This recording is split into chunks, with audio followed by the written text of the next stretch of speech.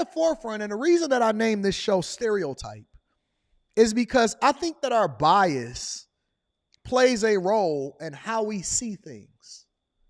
Even myself, right?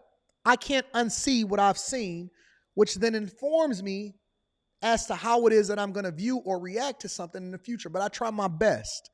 I try my best to be objective as possible and not to let how it is that I may feel about a certain person affect whether or not I react to their talking point. But here's the question that we have to ask ourselves as we go into this show today. The question that we have to ask ourselves is stereotyping wrong? Are you wrong for viewing something based off of how a culture has perpetuated it, how they sold themselves to you? When you walk down the street and you see something that you don't necessarily agree with, is it wrong for you to make an adjustment to make sure that you protect yourself? Or is it stereotyping? Is it racist? Is it bias?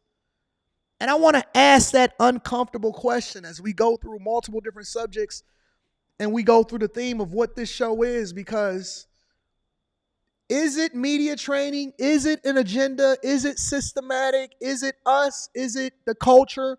Is it true? Is it true? Is the observation that we make informing our life decisions that allow for us to operate like human beings? It's human. If you touch the stove and it's hot, to make an adjustment to stay away from a stove that you see is on. Why should I continue to assume that the stove is hot, but instead I need to check whether or not to see if all of those knobs are turned, and maybe I'll put my hand over it a little bit? But is it human for me to make an adjustment if I got burned? Or if the culture is perpetuating a certain narrative? Is it your responsibility to change, or is it my responsibility to make sure that I don't get burned again? Let's deep dive into it. First and foremost, we want to go over to, I believe, Chicago. I'm not sure yet, but it's a group of young women that were recently identified. And guess what? It's the culture that's calling for these people to not be shown as to who they really are. Make sure you hit a like for the algorithm, subscribe to the channel, and turn on your notifications. Let's get into it, y'all. We are getting an exclusive look at pictures of a group of people police say assaulted a McDonald's employee. We told you over the weekend 4 people were arrested after someone, police say, threw a drink at an employee through the drive-through window near 51st and Memorial. Fox 23's John Acebus is live to show us those pictures and what police are saying about this. Well, police say the customers were upset with something at the drive-thru, whether that was their order or some kind of grievance. Either way, they say they took their grievances inside and started somewhat of a brawl in that McDonald's. Tulsa police say employees got more than what the customer paid for last Friday at this McDonald's near 51st and Memorial. They were telling people to get on the ground. These are pictures of multiple people, 2 adults. So let me correct myself. This is not Chicago. Y'all get y'all turn shortly. This is not Chicago. This is in Tulsa. All right? And Memorial. They were telling people to get on the ground. These are pictures of multiple people, 2 adults and some teenagers, that Officer Danny Bean says started a fight with a McDonald's employee over an order in the drive-thru. En route to something like this, you might think it's a robbery, something maybe really serious. According to an arrest report, Jalen Barnes and some other people she was with began hitting an employee and then taking her to the ground. It goes on to say police reviewed video, which showed Barnes and several others passing the front checkout area. The report then says the one who took the brunt end of the beating was a minor who had visible injuries. They decided to come inside the store and have a confrontation with a bunch of employees, assaulting multiple employees, pulling hair, punching, kicking, scratching, and eventually when police got there, they were able to get all the parties involved. Now, you know what? Let me let it play for a little bit longer before I give my opinion. In the custody. Barnes as well as Armani George were both taken into custody. Being said. Now remember, adults and teens.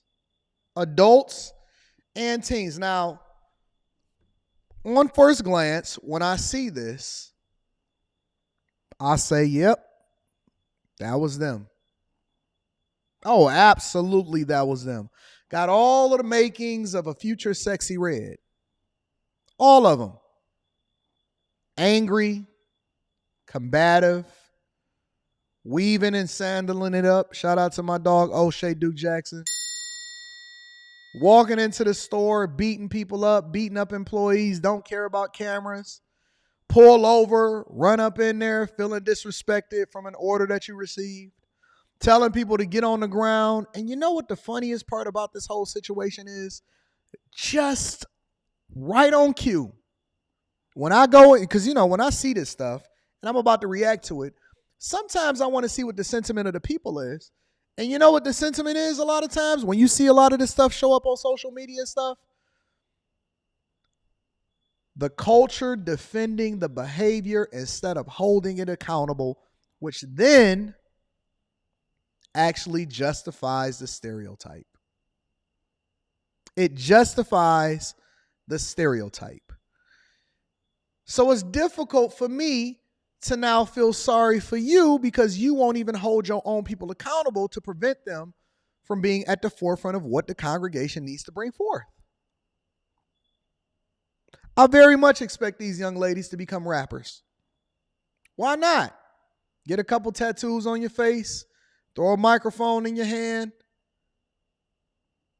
Is it wrong to call it out for what it is, or is it wrong to not address the bad behavior within a culture that then continues to perpetuate the stereotype? As in a situation like this, the video helps get things sorted out and the right people arrested. Stories are going to be different, right? There's one side, the other Or is it the system and a white man's fault? side, and somewhere in the middle is where you get the exact story. I know that George and Barnes were both taken into custody, but unfortunately, because George is tribal, I don't have much info as to what she was booked on or what she faces at the moment. But I can tell you Barnes has bonded out of Tulsa County Jail and faces a possible charge of assault and battery on a minor. Let's continue. Because it's not just black folk. It's not just black folk. It's not just white folk. It's everybody. Let me bring you up to speed on a story for a known activist and social media influencer making waves across the United States. One of them is a well-known activist in Southern California, and we know that he has helped many people down on their luck. But tonight, that activist sits in jail on suspicion of multiple felonies. Mire, mi nombre es Eden Enamorado. Yo soy activista para vendedores. For years, Eden Alex Enamorado has been a fierce defender of street vendors who are attacked or racially discriminated against. Abolish! Abolish! But now, Enamorado and 7 others are accused of breaking the law. Now, before we get into this, remember what the theme of the show is. As we look at this, now remember, 1, 2, 3, 4, 5, 6, 7, 8. 8 people shown right here, arrested. And the way that the media is painting and portraying this is saying that activists, protecting people, protecting street vendors, advocating on what's best for the residents and the people that are in the societies that we are now holding down, right?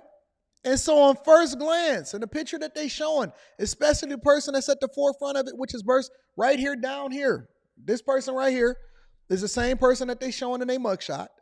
And they're saying, listen, they're being wrongfully accused and harassed over here in California, and they didn't do anything wrong. These are people that protect people, and the system is set up against them. And so on first glance, depending on which news organization is reporting, they will sell this to you. Let's continue. During organized protests, They use racism to threaten and intimidate their victims, causing them to get on their knees to beg for forgiveness while still assaulting them.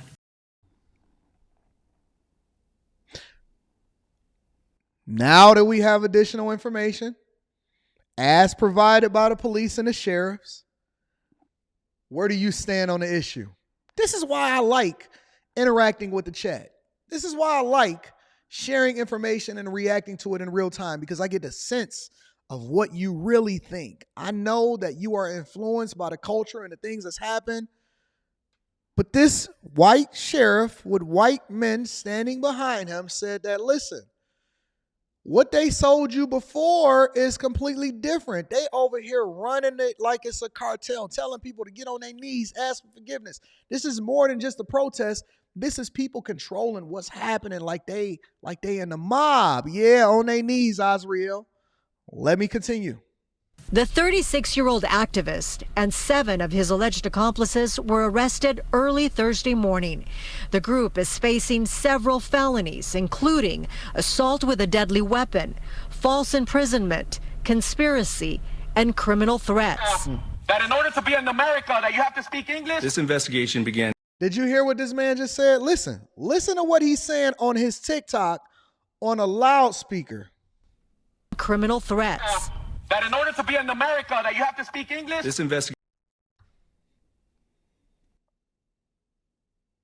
They're saying that they're being discriminated against because they don't even speak the language that they came over here into, which we all know that most people that are in this country over the last couple of years that migrated into here under the guise of being asylum seekers and everything like that, over 15 to 16 million people alone can come into this country, don't even have to speak English, and then they're also leveraging your laws, the ability to be able to protest and become activists and determine who gets voted in a legislature within your country. It's your country, but it's they city. It's they city, it's they state. And so now they're sitting here saying, listen, who told you that you didn't have to speak English in order to be over here and do business? And they running it like it's the mob. We have no standards. And then we will have people, for example, that is in the chat that's probably watching this right now that'll say, hold on, Anton. I'm one of the people that came over here undocumented. Hold on, Anton. I can identify with the sentiment of what it is that they stand for because I'm black and we have atrocities being leveraged against us and all of this stuff. But again, this is not me giving my opinion. This is me presenting you with evidence so that you can make your own informed decision. Do we operate with bias and is it working in our favor, both individually and collectively as a country and as a family? Let's continue. The investigation began in late September when we investigated a brutal assault that occurred at a protest in the city of Victorville. The investigation quickly became a multi-agency investigation when we discovered our group of suspects were responsible for violent acts during other protests in both San Bernardino and Los Angeles County. At what point does it transition from being protest activists to cartel members and terrorists? At what point does it transition from being influencers, protesters, and activists? Because when they stormed, allegedly, when they said that they stormed the Capitol, they said that these people were insurrectionists.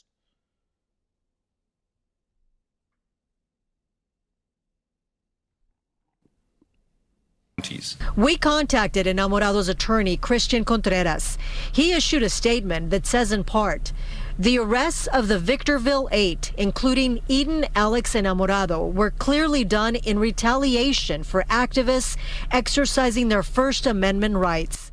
They gave them a name, the Victorville 8. The Victorville 8 are now becoming martyrs. The Victorville 8 are now becoming famous, and you heard it here first, because now they are the victims, even though they're the ones that's being arrested for the crimes. Criticizing elected officials and law enforcement officers should never be criminalized, and that is what the Sheriff's Department has done in this case. I will be in court Monday to fight these baseless charges vigorously. What this group does is not protected by the First Amendment. The San Bernardino sheriff says helping street vendors and victims of attack isn't the real motive for Enamorado and the 7 others. This group manipulates videos and photos on social media in an attempt to make them look like they're protectors of underrepresented people. This group is not about substance for the human condition, but rather clickbait for cash. And this is the result of a multi-agency investigation that lasted several months. All 8 people remain in jail tonight without bail, and their court hearing has been scheduled for Monday. So, the question that we ask ourselves as we continue to navigate the show, and I wanted to present that first, is whose side are you on? And the only way that you can make an informed decision is to lean on your bias, because you can't unsee what you saw or unknow what you know.